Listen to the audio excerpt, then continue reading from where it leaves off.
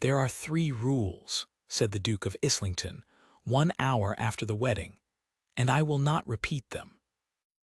His bride, who had spent that entire hour being handed in and out of a traveling carriage without once being spoken to, folded her hands in her lap and said, "Then your Grace had better say them slowly." Cashin Islington stopped in the middle of his own hall. He had chosen her, he had told himself, for precisely the opposite of this. He had chosen Clemency Fairborn because she was 25 and portionless, because her father had died owing £11,000 to 8 men, one of whom was the Duke of Islington, and because a woman in that position could be relied upon to be grateful, silent, and absent. He had met her exactly twice. On the first occasion she had said 7 words. On the second she had said, "Yes, your Grace, on my sister's account, thank you," and signed her name, and that had seemed to him the whole of her. The stone hall of Islington Hall went up 60 feet above them into darkness. Rain moved across the high windows. 22 servants stood in 2 lines and pretended to be furniture. "Rule the first," said Cashin. "You will not enter the west wing, not the corridor, not the stair, not the doors at the end of it. That part of this house is closed, and it will remain closed." May one ask why? One may not. That is rather the point of it. He walked on. She kept pace, which he had not expected. She was a head shorter than he was, and she did not scurry. "Rule the second. I breakfast alone at 7. You will not come down before noon, and you will not question me concerning my family, my mourning, or my history. I have married a wife. I have not engaged a confessor. Rule the third. You will not interfere in the running of Islington. Not the household, not the estate, not the village, not the tenants, not the servants, not the schoolroom, not the almshouse, not the drains. Mrs. Prewitt keeps my house and Mr. Nash keeps my land, and both of them have done it well for years. You will have the blue apartments, 400 a year for your own use, your sister's school fees paid to her majority, and the freedom of the park." He turned at the foot of the great stair. "You will find, madam, that those are extremely generous terms." Clemency Fairborn, Clemency Islington, now Duchess of Islington, in a grey silk gown that had been dyed twice, and a bonnet with one honest ribbon, looked up at him for a moment with her head a little on one side, in the manner of a woman examining a horse she has been told not to buy. "Your Grace has given me 3 rules and a great deal of money," she said, "and no reason for any of it. Do you know, I find that the least generous thing anybody has ever done to me, and my uncle once gave me a dead canary in a box." "Madam." "Good night, sir," said his wife pleasantly, and went up his staircase without waiting for him, and left the 9th Duke of Islington standing in his own hall with his mouth open in front of 22 servants. Bell, the butler, developed a cough. "Say 1 word," Cashin told him. "I have no words at all, your Grace," said Bell, "which is fortunate, as I should certainly have used them." She broke the 3rd rule on Tuesday. He learned of it at 4 in the afternoon, when Mrs. Prewitt came to the library with her keys held in front of her like a shield, and her chin, trembling with the particular outrage of a woman who has been contradicted in her own laundry. "Her Grace," said Mrs. Prewitt, "has put Annie Cobb back." Cashin put down his pen. "Who is Annie Cobb?" "The under laundress I turned off Saturday, your Grace, for insolence, and for breaking the blue ewer, and I will not have my authority." "Then I shall speak to the Duchess." He found her in the still room. She had her sleeves turned back to the elbow, and a bowl of quinces in front of her, and a bruised-looking girl of about 17 at her side, who leapt up and curtsied so hard she nearly went over. "Go and find something to do at the other end of the house, Annie," said the Duchess of Islington kindly, and do it thoroughly." Annie fled. Cashin shut the door. "Rule the third," he said. "Yes." His wife went on peeling quinces.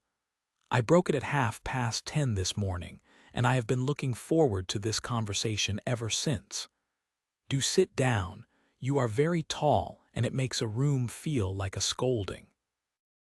Mrs. Pruitt dismissed that girl for insolence.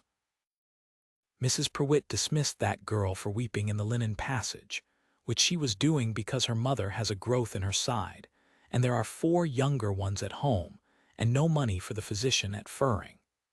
The blue ewer was cracked in March.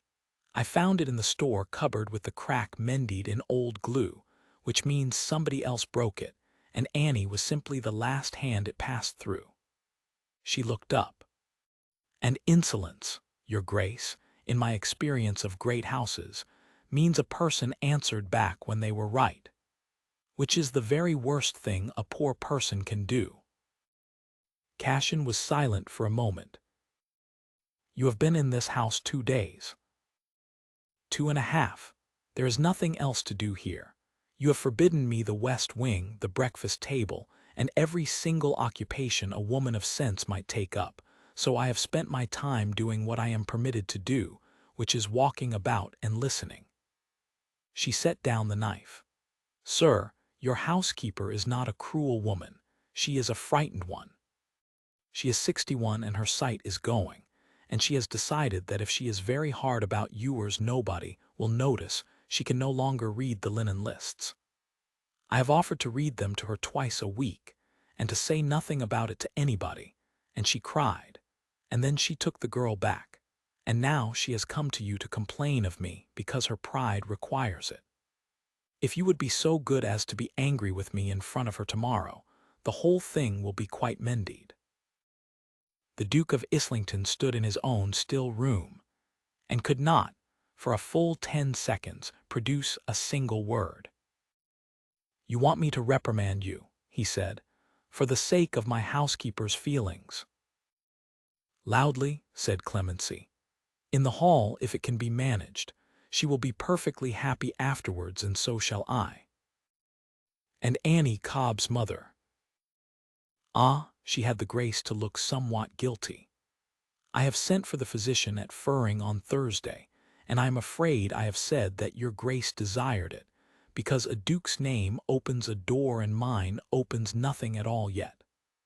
I shall pay for it out of my 400, so you may consider it a private extravagance, like a hat." Cashin Islington walked to the window.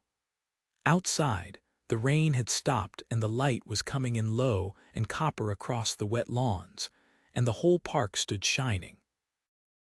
"You will not pay for it out of your 400, he said at last, without turning round. "The estate has a fund for the sick. Nash keeps it. Apply to him." "Nash's fund," said his wife, "has not paid out a shilling in 19 months. "That cannot be true." "I have seen the book, sir." "You have not seen the book, madam, because the book is in Nash's office, and you have been in this house for 2.5 days." There was a silence of a very particular quality. 2.5 days, said Clemency Islington, is a great deal of time if one is not permitted to speak to anybody before noon. He got out of the still room with what he considered great dignity, and then stood in the passage for some minutes with his hand over his mouth, and discovered, to his considerable alarm, that what he was doing was laughing. He had not laughed in the passages of Islington Hall for 4 years. That night he sat late with the estate accounts, and at 11 he sent for Nash's sick fund book, and at 1 in the morning he understood that his wife had been right, and that a steward of 19 years' standing had let a charity fund sit idle, because there was no one above him who had ever asked, and that Cashin Islington had spent 4 years arranging his life so that nobody would ever ask him anything. He reprimanded her in the hall the next morning at 11 o'clock, at some volume, on the subject of laundry maids and the sanctity of a housekeeper's authority. Mrs. Prewitt happened to be crossing with a tray, and was obliged to stop and be scandalized. His wife received the whole of it with her eyes lowered and her hands folded, and said, "Yes, Your Grace. I am very sorry, Your Grace," in a voice of such crushed and perfect meekness that Cashin nearly lost his countenance twice. And as she turned away, she looked up at him for half a second with an expression of pure, wicked delight, and he had to go out and look at a horse. Mrs. Prewitt was heard singing in the linen room that afternoon. Annie Cobb's mother had the physician on Thursday and lived 11 more years. And on Friday, the Duchess of Islington broke the second rule. She was sitting at the breakfast table at 7 o'clock in the morning, fully dressed, with the newspaper. Cashin stood in the doorway. Bell, behind him, achieved the remarkable feat of pouring coffee while facing entirely away from the table. "Rule the second," said the Duke of Islington. "Good morning," said his wife. "There is a deviled kidney and I have taken the whole of the toast, for which I apologize, but I have been awake since 5. "Madam, Rule the second." "Rule the second says that I will not come down before noon." She turned a page. "It says nothing whatever about not coming down before 7. I was in this chair at 20 minutes past 6. I have not broken your rule, Your Grace. I have gone round the outside of it, which I understood to be the whole art of being a duchess." Cashin sat down, because his legs had made the decision without him. "That," he said, "is sophistry." "It is Thursday's sophistry.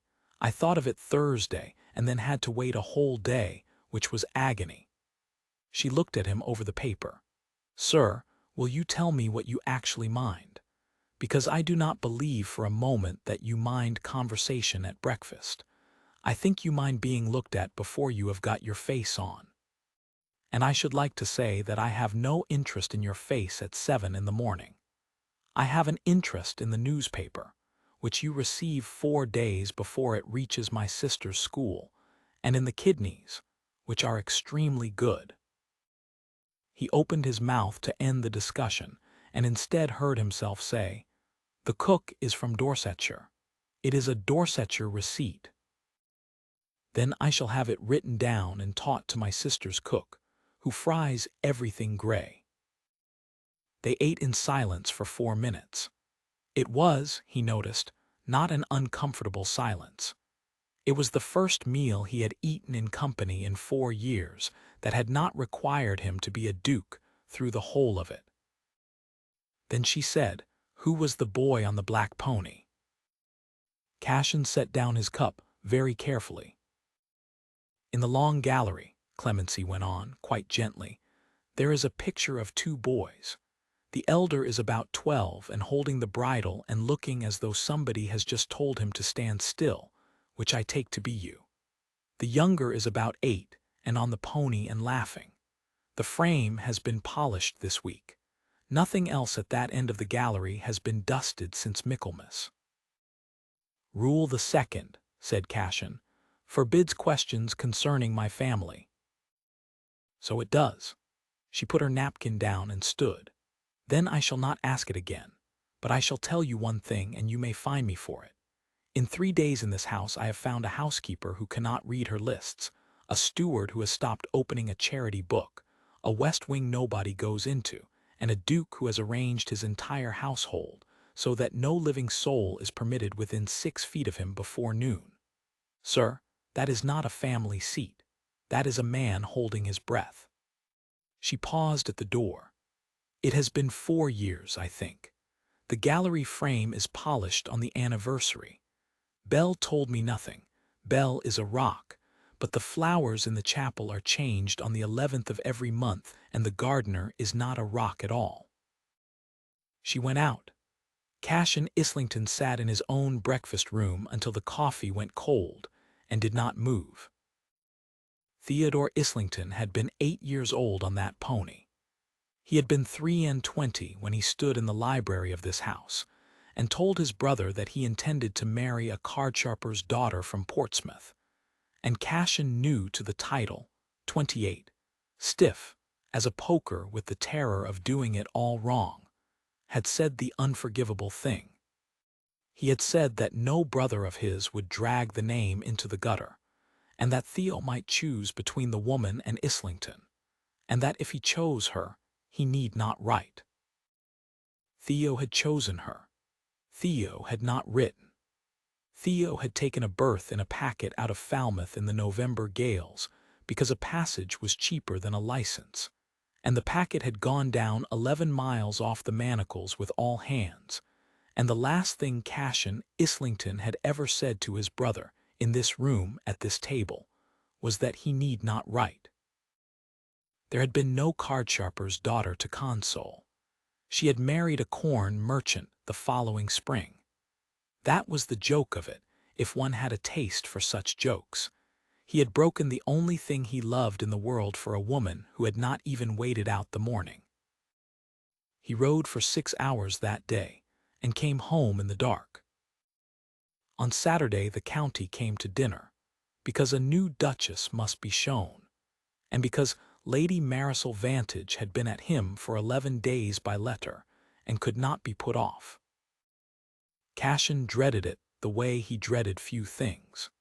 He had married a portionless woman of 25, with a father who had died owing money to half of Wexmoor, and he knew precisely how 16 people at a long table would use that. They began at the soup. "Fairborn," said Lady Marisol, tasting the name. "There was a Sir Hugo Fairborn who had a place near Furring, was there not? It went at auction, I think. Such a pity. One does hate to see a family come down." "One does," agreed the Duchess of Islington. "Though I have always thought coming down is much less interesting than what one does afterwards. My father's library went for £109, and I read the whole of it first, so I consider that I got the best of the bargain, and the bookseller got the boards." "You have no fortune at all, then," said Lady Marisol, with the sweetness of a woman putting in the knife where the tablecloth hides it. "Not a farthing."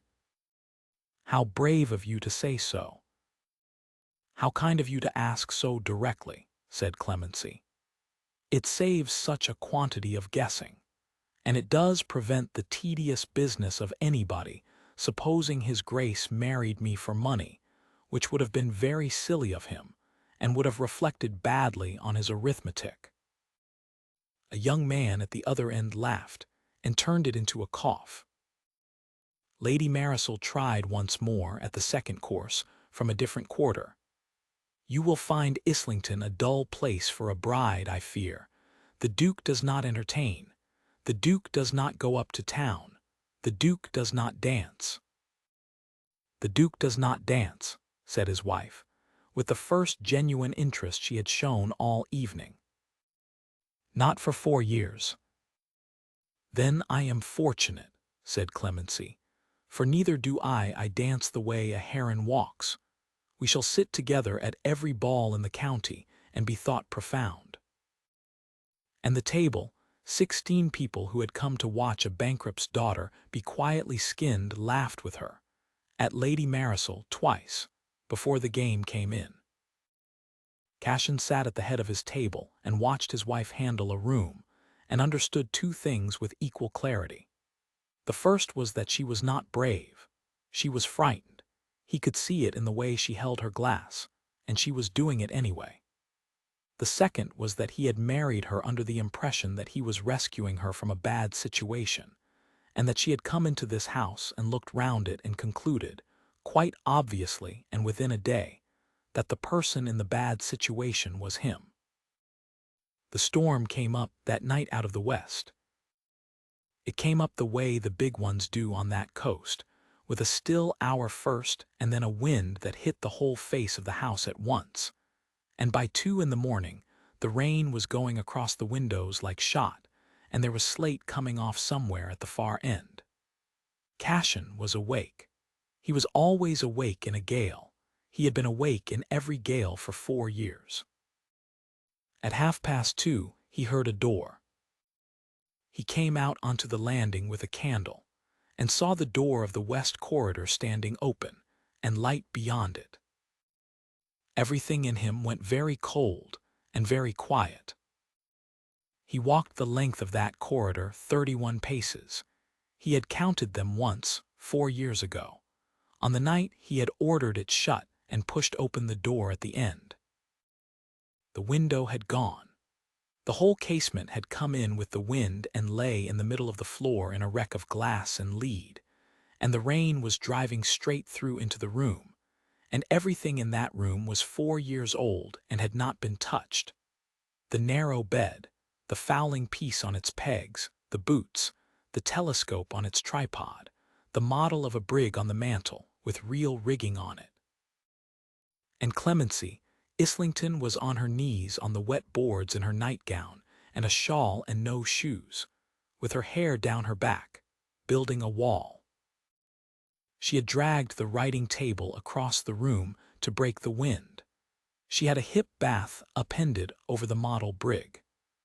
She had bundled the bedding round the telescope, and she was, at that moment, lifting a japanned box of papers out of a puddle and holding it against her chest, and there were letters everywhere, letters and drawings and a schoolboy's Latin exercises, in a hand Cassian had not seen since he was 28, and she was laying them out, one by one, on the dry side of the room, on the floor, in rows, and putting a book or a boot or a candlestick on each corner so the wind should not take them.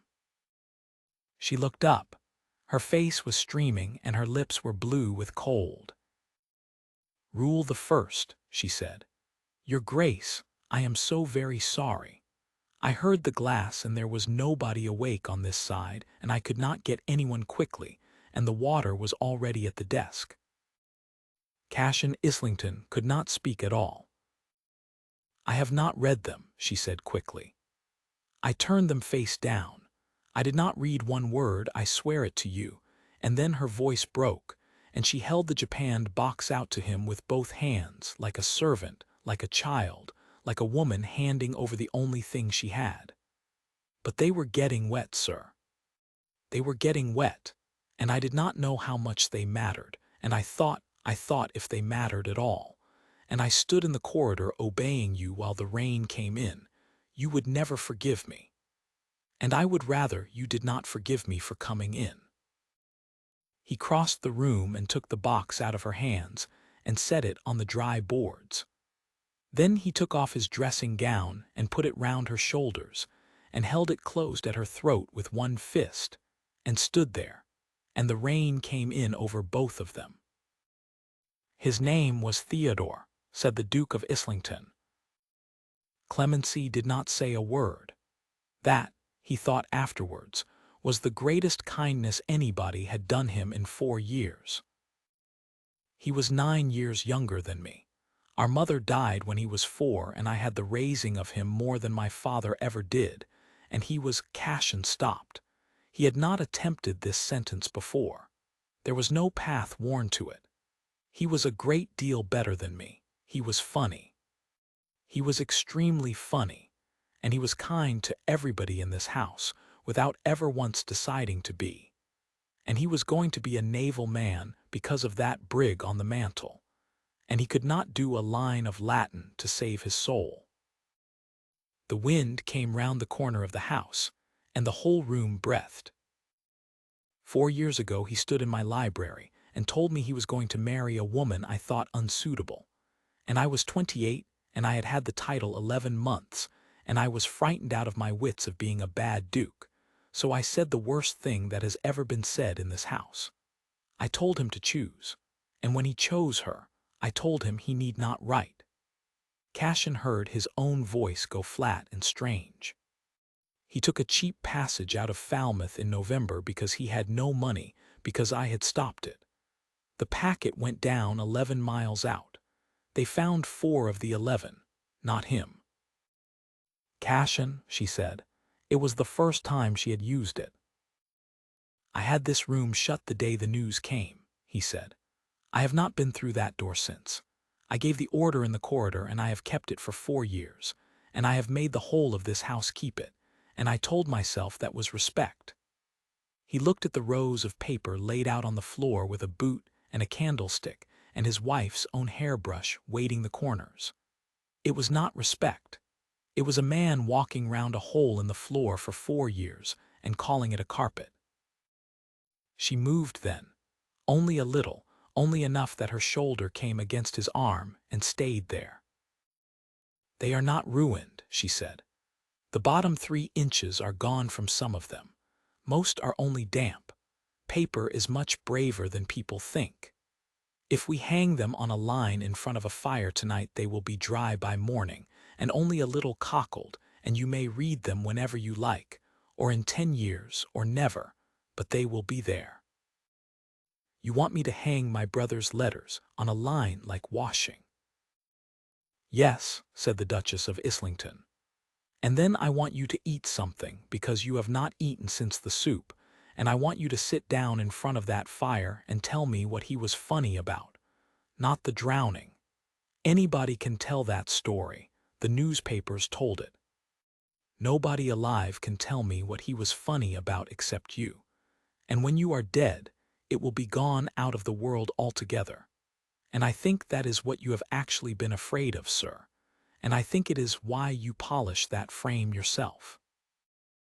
Cassian Islington stood in the wreck of his brother's room with the rain on his face, and found that he was weeping, properly, badly, without any of the management he had believed to be permanent, and that his wife of 6 days had put both arms around him and was holding on with a grip entirely out of proportion to her size. They hung the letters on a line in the blue apartments in front of the fire, on a length of tape from her workbox, pegged with hairpins. It took until nearly 5. Belle came up at some point with tea and the cold pie and a face of magnificent blankness, and went away, and told the servants' hall nothing whatever, and was never afterwards heard to speak of it, and got a farm at the end of his service. And at 5:30 in the morning, with the storm going off eastward and the first grey in the windows, Cassian sat on the hearthrug with his back against a chair, and told her about a boy who had once put a live crab in a bishop's hat. He talked for 2 hours. She laughed in all the places where laughing was the only decent response, and did not laugh in the others, and asked exactly the right small questions. What was the crab called? Did the bishop know? What did their father do? And by the time the maids were laying fires downstairs, the 9th Duke of Islington had said his brother's name aloud 11 times without dying of it, and had discovered that grief let out into the room was about 1/3 the weight of grief kept in a corridor. "Rule the second," he said at last, hoarse, staring into the fire. "You have broken it comprehensively." "I have broken all 3 inside the week," said his wife. "I should like that noted. It is my only accomplishment. I have no fortune and I cannot dance." "Then I shall make new rules." Cassian turned his head. She was sitting with her knees drawn up and her hair drying anyhow and one of her sleeves scorched at the cuff from the fire, and he had never in his life seen anything he wanted so much to keep. "Rule the first. The west corridor is open. The room is aired, the window mended, the brig dusted, and the door stays open, and if I walk past it, I shall walk past it as a man and not as a coward." "Yes." "Rule the second. You will come down to breakfast at any hour that pleases you, and you will talk to me, and you will ask me anything at all, and I will answer it, and on the days when I cannot answer it, I will say so instead of leaving the room." He drew a breath. "That will take practice." "You may practice on me," said Clemency. "I am extremely patient. I once waited a whole day to use a piece of sophistry." "Rule the third." And here he stopped and had to begin again. "Interfere with everything, with Prewitt's lists and Nash's book and the almshouse and the drains and the village school, and with me, particularly with me. I have been 6 days married, and this house has changed more than in 4 years, and I have been in a temper about it precisely twice, and both times I was wrong." She looked at him for a long moment. "You will have to say the other thing, you know," she said. "The one you have been not saying since Tuesday. I shall not guess it for you. I have done all the work in this marriage so far, and I am tired." Cassian Islington laughed, cracked and unlovely and entirely real, and reached over and took his wife's hand, and turned it, and pressed his mouth to the palm of it. "I married you," he said, "because I wanted a woman who would never come near me. I have got a woman who came straight through 3 locked rules in 6 days and knelt in broken glass in her bare feet at 2:30 in the morning to keep my brother's letters out of the wet. I do not know what that is called in the marriage service. I know what it is called in me."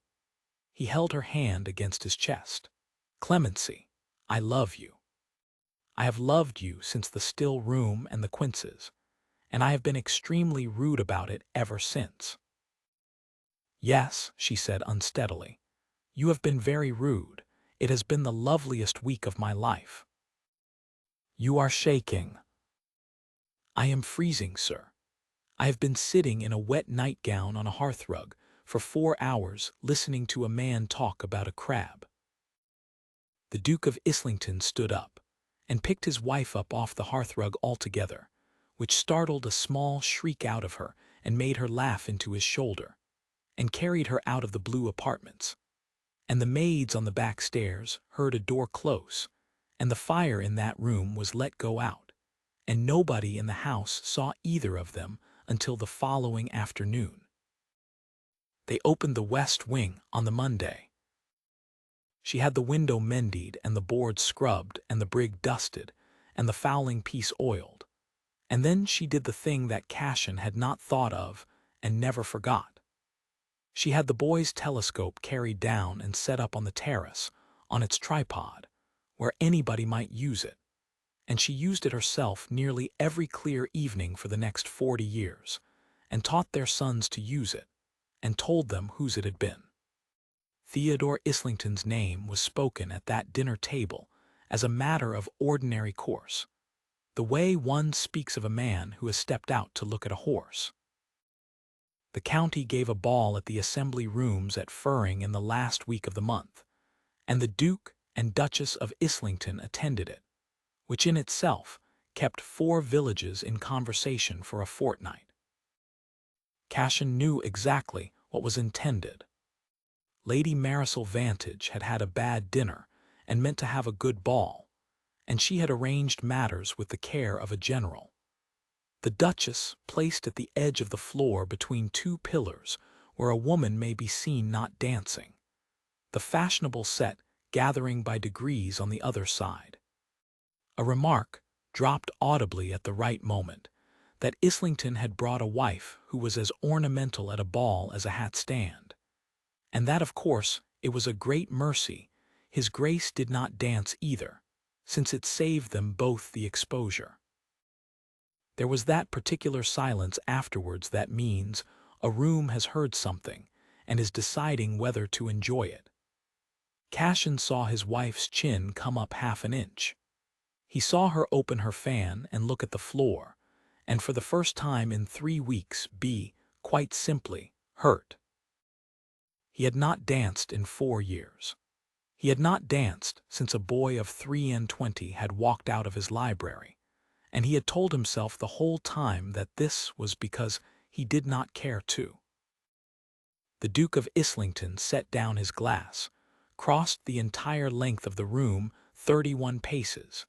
He found himself counting them, and bowed to his own wife in front of 200 people. "Madam," he said, "the next 2 if you are not engaged." "Sir," her voice was not steady at all, "you know perfectly well that I dance like a heron." "So do I. We shall be a rookery." He put out his hand. "Come and be talked about." She came. The band, which had never in its existence been watched so closely, struck up, and the Duke and Duchess of Islington danced 2 dances very badly indeed, with an entire assembly standing round the walls in silence, and she trod on him twice, and he laughed out loud in a public room, which was reported in 3 separate letters that night as a thing not seen in the county since the old Duke's day. They were still dancing when the rest of the room, unable to bear being left out of anything, gave up and joined in. In November, they went down to the coast and stood on the cliff above the manacles in a wind that took her bonnet clean off into the sea, and Cashin read out the last letter his brother had ever sent him, the one he had never opened until his wife dried it on a tape line with hairpins, and then folded it and put it back in his coat, because it was his, and because he had a wife holding onto his arm with both hands, and because a man may keep a letter without living in a corridor. Mrs. Prewitt had her lists read to her twice a week for 9 more years, and went to her grave believing that nobody had ever known. Nash's sick fund paid out £400 the first winter. Lady Marisol Vantage, who had come to see a bankrupt's daughter skinned at a dinner table, ended by naming a daughter Clemency, which the Duchess of Islington always said was the most complete revenge available to a woman without a farthing. And on the anniversary of their wedding, every year Cashin would find on his plate at breakfast, at whatever hour he came down, since there were no rules about it, a folded paper in his wife's hand with 3 lines on it. Rule the first, do not hold your breath. Rule the second, tell me the thing. Rule the third, come to bed, my love, the letters are dry.